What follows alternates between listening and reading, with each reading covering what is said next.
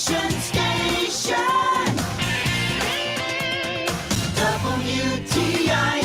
Welcome to the WTIM Morning Show. I'm Avery Cooper. Your stream on TaylorvilleDailyNews.com, on the Facebook page, and WTIM TV YouTube, brought to you by Landmark of Taylorville, where you always do better with Landmark, and People's Bank and Trust, where they put people first. So last year, nutrition professionals worked tirelessly to put together menus for schools that offer the right balance of fruits, vegetables, low-fat or fat-free or flavored milk even, whole grains, and lean protein for every breakfast and lunch served to millions of children across the country. The important task of serving healthy school meals has increased in difficulty due to big issues like supply chain disruptions and calls to remove flavored milk from cafeterias over childhood obesity concerns. A few school districts have even taken the controversial step to ban flavored milk, yet others are welcoming flavored milk back into the cafeteria. Here to school us on flavored milk is Kelsey Bentley, registered dietitian and nutrition educator with the St. Louis Dairy Council. Great to have you here, Kelsey. Thanks for having me. I can't believe it's that time of year for us to be talking about back to school already. I know. I went to sleep yesterday in June, woke up, and now it's August. I feel the same way. So first, talk to me about the history of school meals. So there's a long history that has gone behind school meals. Today, it is highly regulated by the government, but it really started at like the end of the 19th century, where school lunch programs really became a thing, become a thing. And it wasn't until the Great Depression that the federal government stepped in and really became involved. President Roosevelt's New Deal was kind of the turning point in school meals, where they were purchasing surplus crops from farms and employing thousands of people to cook and serve those foods to the hungry students to get them through the Great Depression, which is awesome. But then when World War II came about, food supplies and labor became scarce, so the number of school meals really declined. So they made an amendment in 1966. President Johnson did that to sign the Child Nutrition Act, to get school lunch program, school breakfast program back going. So we're really thankful for that today, because it's a really good opportunity for kids, like you were saying earlier, to get in a balanced meal with fruits, vegetables, milk, whole grains, and lean protein every day, to make sure that they're getting in those healthy foods. Well, that was quite a while ago. What are school meals like now, and how important are they still? They are super important, and you're right, it was a long time ago, and they've come such a long way. The school meals provided now provide a ton of nutrient-rich foods to students, and school nutrition professionals actually follow dietary guidelines set forth by the government and the USDA. So it is very highly regulated, and each healthy meal has a balance of fruits, vegetables, low-fat or fat-free milk, whole grains, and protein.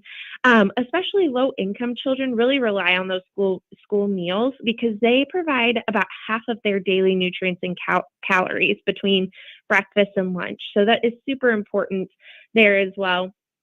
Those components of the meal are carefully calculated to ensure that schools are offering maximum nutrition while also minimizing all the extra fat and sugar and sodium that we don't need in our diets as well.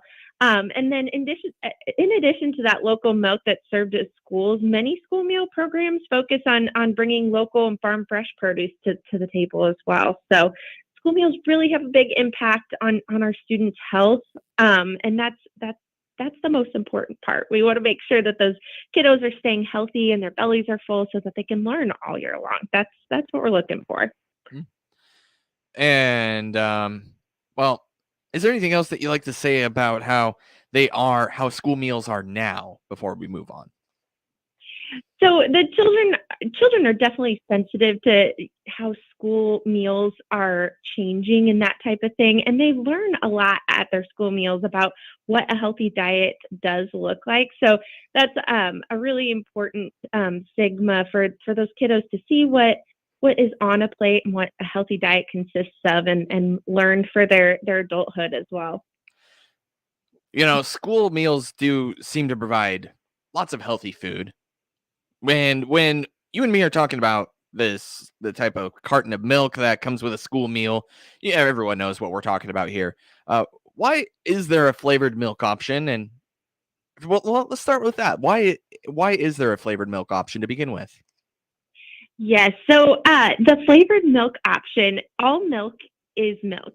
So all whether it's flavored or regular milk, you are getting those 13 essential nutrients that milk provides, including 3 out of the 4 nutrients of concern that are in the American diet. So you're getting calcium, vitamin D, and potassium, which are all nutrients that we don't get enough of as Americans.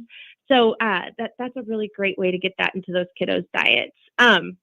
For the dietary guidelines, we recommend, all dietitians recommend, for people to be getting 2.5, the kids, 2.5 to 3 for adults, servings of dairy every day, depending on your age.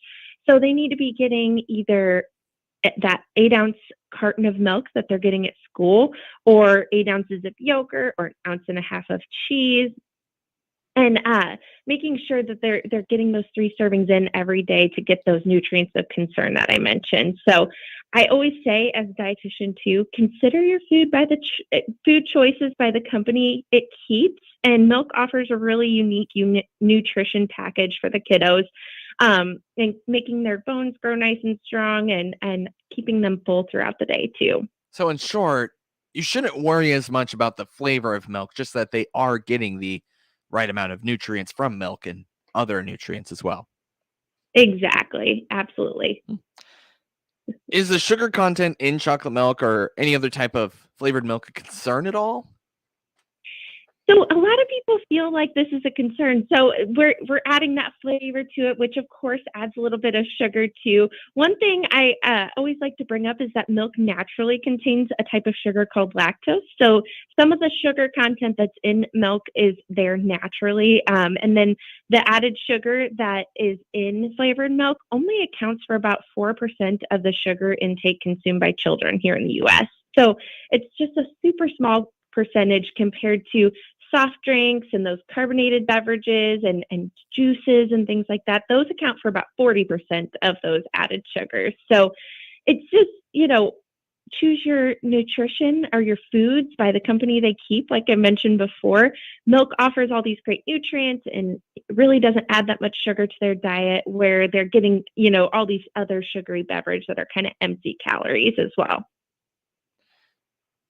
Is there anything else that you'd like to um, add in about the sugar content of flavored milk, such as chocolate or strawberry milk? So, as far as the research shows, the kids that are out there that are drinking chocolate milk in their school lunches every single day actually do not intake any more sugar than the children who do not drink chocolate milk. So, we love to have that chocolate or strawberry milk option out there, because at the end of the day, the kids really like it, and we know that if they like it, then they're going to drink it, and they're getting all of those good nutrients when they're drinking that milk. So that's the goal there.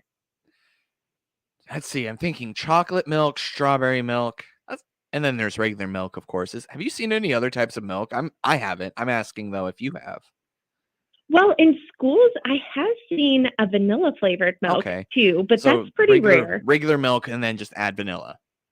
Yes, Yeah, yeah. And interesting. then there's also in the store, I know that they do seasonal flavors too. Like I've even seen like a pumpkin spice flavored milk and different things like that. But as far as school milks, they keep it pretty standard. Seasonal milk, isn't that just eggnog? No, I'm kidding. We'll talk about that when we come around into the fall season. That is registered dietitian with the St. Louis Dairy Council, Kelsey Bentley, here on the WTIM Morning Show. More from her after this short break. Your stream brought to you by People's Bank and Trust, where they put people first, and Landmark of Taylorville, where you always do better with Landmark.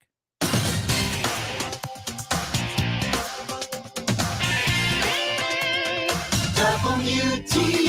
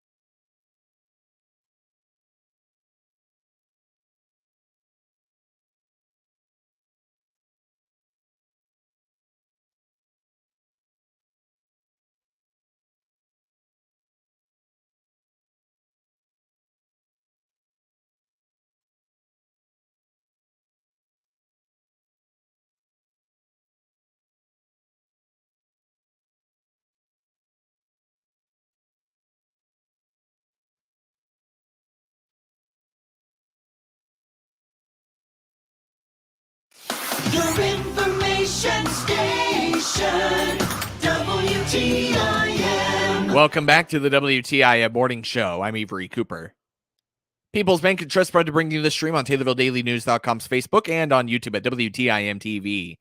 They put people first, along with Landmark of Taylorville, where you always do better with Landmark. I'm here on the phone with registered dietitian with the St. Louis Dairy Council, Kelsey Bentley, talking about flavored milks and also the return to school for kids and how they are going to have lots of school meals accessible to them and how a school meal plays into a healthy diet. It's great to have you here, Kelsey. Thanks for having me. So we talked a little bit about the sugar content in chocolate and strawberry milks. Let's move on a little bit. Is there a difference between chocolate milks served in school and those sold commercially? For example, if I went next door to my convenience store and bought some chocolate milk, is that going to be different in nutrition content than from a school chocolate milk? So as far as nutrition content, milk is milk. It will always contain those 13 essential nutrients that I talk about. But there is a little bit of a difference in the way that the milk at the gas station is formulated versus the grocery store versus what's in school. So school meals are highly regulated and they can only have so much sugar in their diet according to the Dietary Guidelines. So those school milks that the kiddos are getting actually are even lower in sugar than what you buy at the grocery store. And since 2007, the added sugar content of chocolate and strawberry milk served in schools has decreased by 55%. So they've made some huge strides there in cutting back on how much sugar is in the school milk. If chocolate milk or other flavors of milk can be a healthy part of a school meal, how are you getting this information out to consumers and parents other than obviously talking here today? Yeah, so yes, you make a very good point, talking on air about it to get that information out there. But we're also doing a back to school program in schools coming up this fall where we're going to have a chocolate milk club, educating kiddos on the importance of getting their milk in with their school meals. And then we are including a component of that where we're sending home some parent information because the parents are making the big decisions ultimately in what the kids eat. So making sure they're educated on the fact that chocolate milk is still getting in those 13 essential nutrients for their kids and helping them get to their 3 servings of dairy every day. So we want to make sure that the parents are educated as well as the cafeteria managers and all those people that work at school. And then we also have some information on our website. I always say our website is www.stldairycouncil.org. We have chocolate milk infographic on there and some other information as well. Can you tell me a little bit more about the Chocolate Milk Club? What do kids do when they sign up for the Chocolate Milk Club? So we're actually, we are developing a chocolate milk club. We are having little characters that have different names on them around the cafeteria, and they're going to have little informational blurbs where they're talking about why chocolate milk is good for them. And then we're going to have a little contest where kids can take the characters around the school and take pictures with them or take pictures of them drinking chocolate milk with the characters. And it's just a little bit of a way to celebrate chocolate milk and all while educating the kids on why it's important. Chocolate milk has been making a lot of headlines, by the way, for benefit after workouts. Why should I reach for a glass of chocolate milk after a workout? So chocolate milk is the perfect recovery beverage, which works out great for me because I love chocolate milk. Me too. But it's actually the perfect balance of carbohydrates, protein, and fat to help your body to recover from a workout. It's also good fluid restoration for hydration. It has a ton of electrolytes in it that those electrolytes that we lose when we sweat. Sodium, potassium, magnesium. It kind of helps you recover those. And those carbohydrates and protein ratio is perfect for muscle recovery. So it's a great way to help you meet your recommended 3 servings a day. And it's also just a really good way to recover from your workout and get you feeling good again quick. What are some of the other ways to enjoy chocolate milk besides the standard glass of chocolate milk? My favorite way to do chocolate milk is I freeze it in ice cube trays and then I pour my coffee over it in the morning. It's super simple.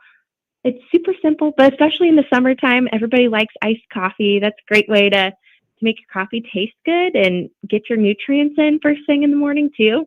So that's my favorite way to do it. You can also do it in a smoothie. You could use it to make your hot cocoa, or use it in pancake and waffle batter, or you could make some fudgesicles too by freezing your chocolate milk, just like I do for my coffee. But there's so many ways you can enjoy it, in recipes and things like that aren't just simply drinking a cup of it. Does the St. Louis Dairy Council have a recipe for the month of August as of right now, or is that still to come? That should be up on our website this week, so it's still to come. But we always have a recipe every single month, and I have a feeling that this month it's going to be about chocolate milk. So I would yes, wager. make sure. I would wager. Yes, it is going up on our website this week at www.stldairycouncil.org, and we'll also always post our recipes on our Facebook and Instagram as well. And the handle for that is at STL Dairy Council. You're going to be out at the state fair. That's coming up here soon, right? It is here in a couple weeks. We Yeah. love celebrating the state fair and all, especially because, it's a great way to celebrate the farmers and all they do for getting us those dairy products. Well, you're going to be out at the state fair. So folks, go on and say hi to Kelsey Bentley at their, you're going to be in the milk or in the dairy. I'm sorry. You told me where it is. Tell me where. In the dairy barn, where Dairy barn. the butter cow is. Everyone needs to see the butter cow. The butter cow. I'm excited. I've never seen the butter cow, so that's going to be my goal. I'm going to go see a butter cow at the state fair here. What is that? 2 weeks from now, did you say? Yes, I believe. Yeah. I'm trying to think of the date. I want to say it starts like the 13th. Yeah. It's coming up. I think the 11th seems to ring The a bell. 11th? Maybe I'm not. You know what? Yeah. We're going to stop speculating here. Well, we don't have it on in front of us, right? Probably yes, good. Yes. That is I registered. know it ends the 21st. So there we go. Get there sometime. There we go. All right. That is registered dietitian with the St. Louis Dairy Council, Kelsey Bentley. Thank you so much, Kelsey. Thanks for having me, and everyone enjoy your glass of chocolate milk. I will.